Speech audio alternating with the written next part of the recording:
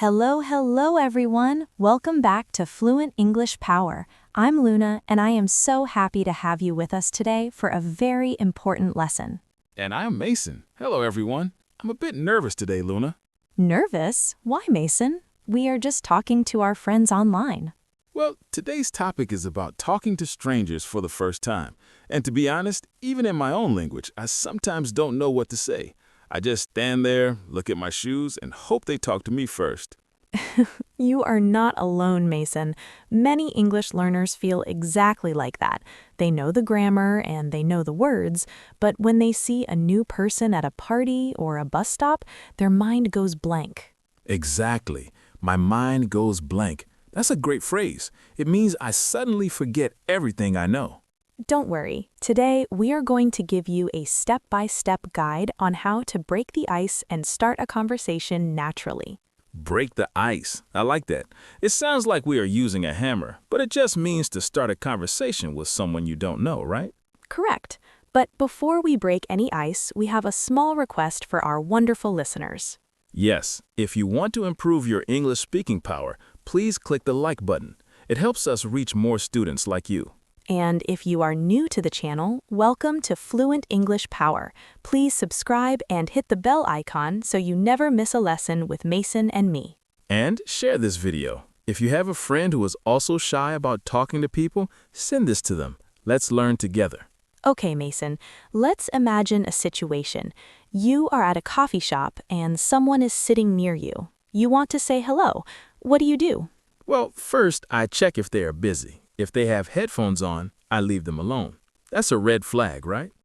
Yes, headphones usually mean I'm busy, but if they are just sitting there, you can start with small talk. Ah, small talk, the king of all conversations. It's about boring things, isn't it? Like the weather. It's not boring, Mason. It's a bridge. You use small talk to see if the other person wants to talk. Talking about the weather is classic. You can say, "It's a beautiful day, isn't it?" Or, "I hope it doesn't rain later." I tried that once. I said, "It's very sunny." And the other person just said, "Yes." And then silence. It was so awkward. That's because you asked a closed question. A closed question only needs a yes or no. To keep the conversation going, you need open-ended questions. Open-ended? Like a door that is open? Exactly.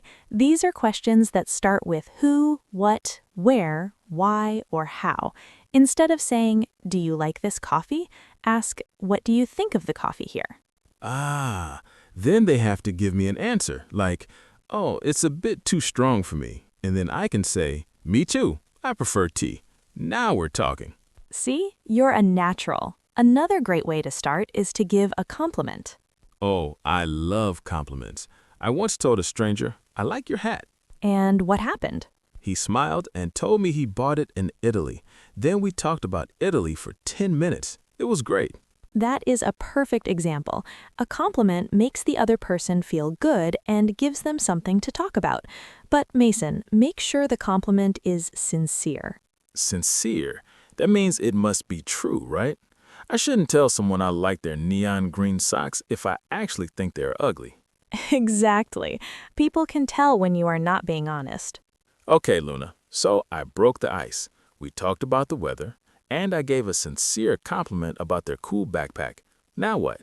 Do I just say, "Hi, I'm Mason," and shake their hand? Well, yes. Once you've had a minute of small talk, it's the perfect time to introduce yourself. You can say, "By the way, I'm Luna." Or if you are at an event, you can say, "I don't think we've met. I'm Luna." I don't think we've met. That sounds very professional. I like it. But then comes the hard part, the middle of the conversation. I always feel like I'm an investigator.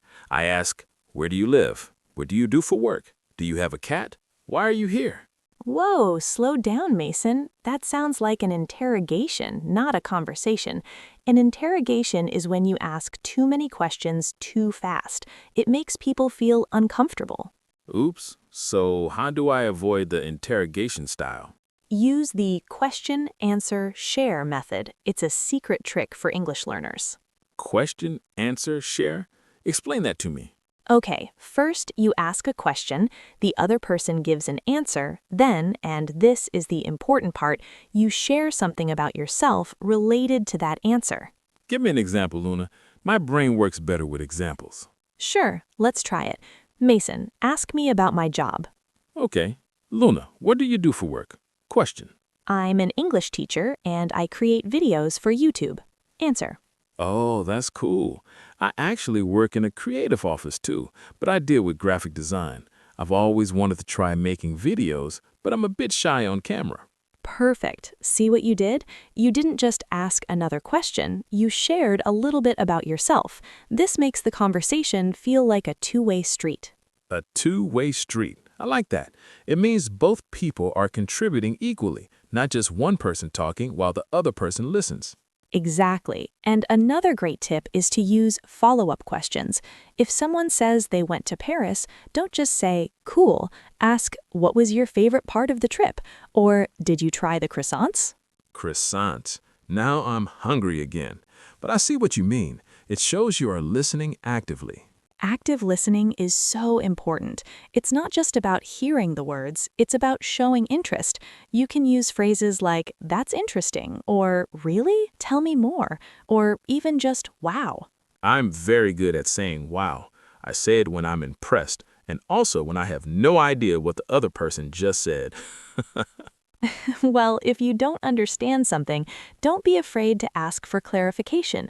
You can say, I'm sorry, could you repeat that? Or, what does that word mean? People are usually very happy to explain. That's true. Most people are actually quite nice. I think I'm just afraid of making a mistake in English. I'm afraid I'll say, I am a table instead of I am at the table. Mason, everyone makes mistakes, even native speakers. The goal of a conversation isn't to be perfect. The goal is to connect with another person. If you can communicate your idea, you have succeeded. That makes me feel much better.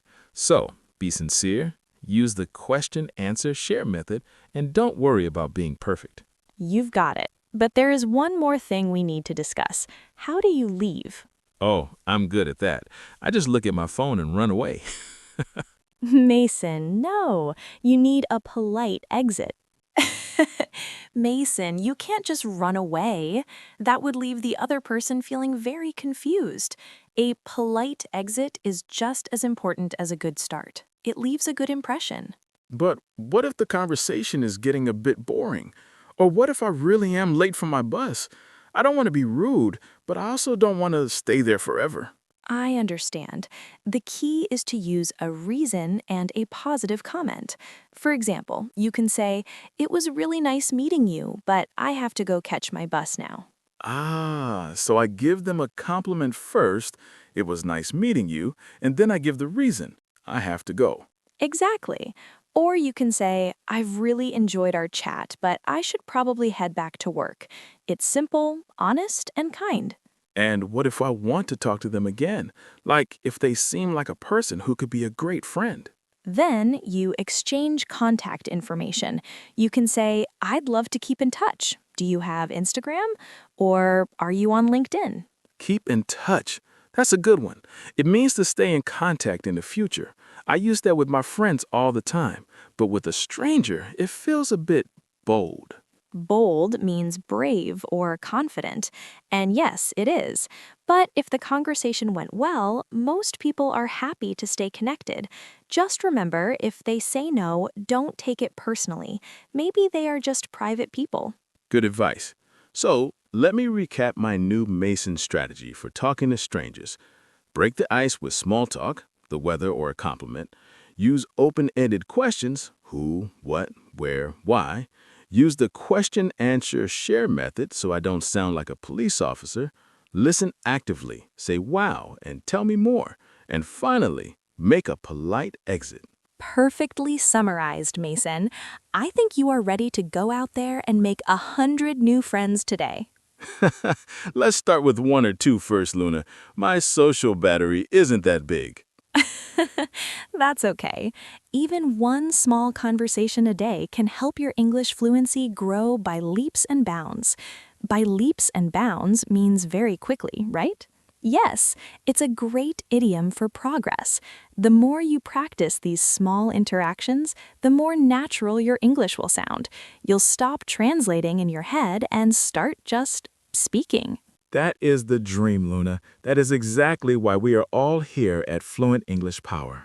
Well, we've talked a lot today, and now it's time to hear from you, our amazing listeners. Yes, it's time for the question of the day. Our question for you is, what is your favorite go-to question to ask someone when you meet them for the first time? Do you ask them about their job, their hobbies, or do you have a funny icebreaker? Tell us in the comments below. I'm going to read them to get some new ideas for myself. Me too. Reading your comments is the highlight of my day. And please, try to write your answer in English. It's great practice. Well, I think my social battery is empty now, Luna. I need to go home and be a night owl in the quiet. Fair enough, Mason. Thank you everyone for joining us today. We hope you feel more confident about starting your next conversation. Don't forget to like this video if it helped you feel a little less shy. And if you haven't yet, please subscribe to Fluent English Power. We have so many more lessons planned for you. Share this video with someone who needs a little boost in their English confidence. We will see you in the next video. Happy practicing. Bye-bye, everyone. Goodbye.